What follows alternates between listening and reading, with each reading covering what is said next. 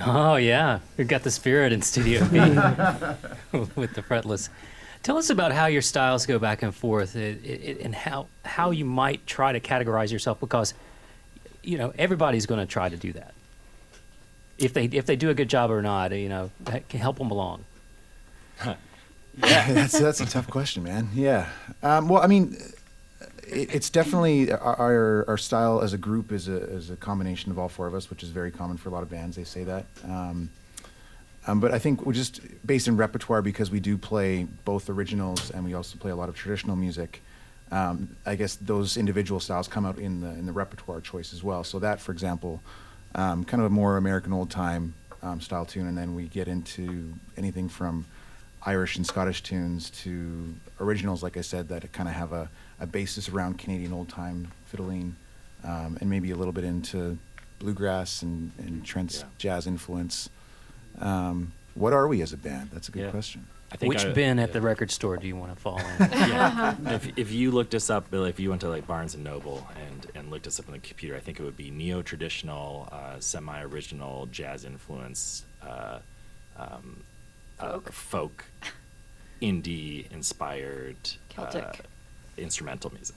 Or actually, I think we're shooting actually for the genre, to reach in the genre of just best selling. Yeah. It's hard to fit all that into the bin.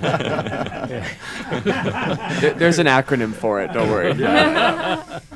Yeah, the acronym doesn't really roll off the tongue either. Yeah. Well, tell us about some of your influences, and you're playing this style of music, but I can see that you might have wound up in, classical, ensemble somewhere.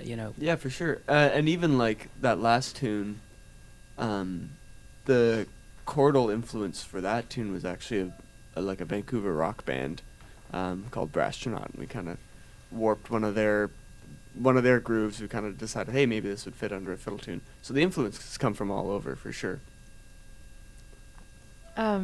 We don't all have classical training, like we've all gone to school, but we some of us have done a little more classical than others, but we all four of us have grown up playing traditional music, and so that's kind of the basis of what we do. We are a string quartet, 2 fiddles, viola, cello, but and so I guess our arrangements we're utilizing the instruments in those ranges that you would find in classical music, but we're not playing classical music at all, and and so we're kind of incorporating all of our different styles and influences into our arrangements as well, and this is kind of what happens.